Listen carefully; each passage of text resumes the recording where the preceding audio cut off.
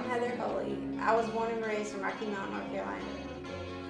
Rocky Mount is located in the eastern part of North Carolina. It's an average-sized town. Growing up, my weekdays were spent in school, and on the weekends, I got to hang out with my friends. During summer break, we went to amusement parks and hung out at the beach. I was just another typical kid growing up in America. At 16, I got my first real job. I also met the person who became my closest friend. Hey, my name is Tiffany Purtle. I met Heather when we were 16 years old. We both worked at Subway part-time. At first, we really didn't get along, but once we got to know each other, we became really close. We shared some crazy times and some really serious ones too. But I think everyone reaches a point when they want to do something more. After high school, I went on to pursue nursing. Eventually, Heather went back to school, but we stayed really close. I went to Nash Community College, located here in Rocky Mount.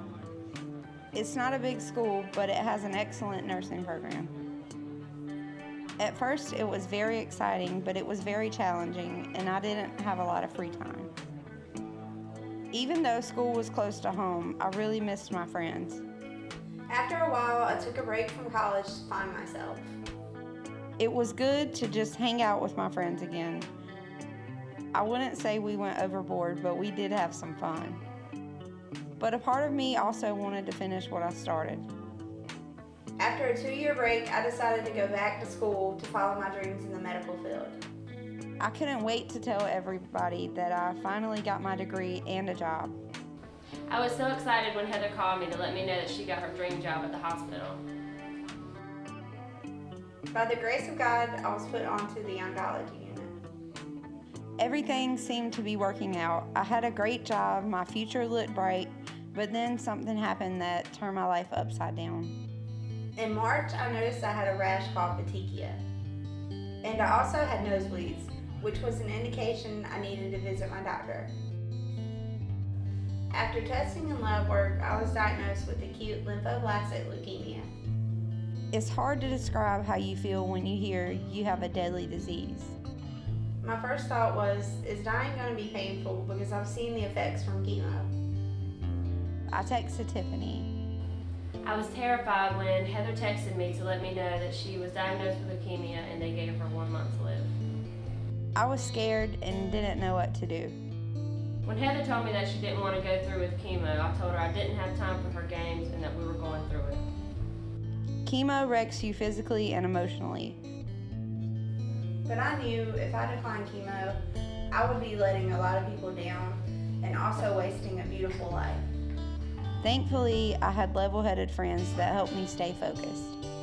The process of chemo has been drastically different than what I expected. For 2 years, my job was to reassure cancer patients going through the process. Now it was my turn to go through it. Chemo is the hardest thing your body can go through, and there have been several times where I just wanted to quit. But I know my story isn't over yet. Splitting the treatment between Nash Hospital and the Leo Jenkins Cancer Center in Greenville was challenging because I needed a driver after the treatments. The treatment was physically draining and left me very weak. The steroids caused me to gain weight and I lost my hair, just like I knew I would. You survive day to day and pray that the treatments work fast. When the bone marrow aspiration test came back negative, I knew God had given me another chance. It was such a relief when I called everybody that was there to support me through it all. The day Heather called to let me know that she was cancer-free, I called all my family members to let them know. Although I'm officially cancer-free, the fight isn't over yet. I still have to do maintenance chemo once a month for the next 2 years. But with the support and love I have all around me, from family and friends, my future looks brighter every day. It's been really rough watching Heather go through chemo, but I know in my heart that she will make it.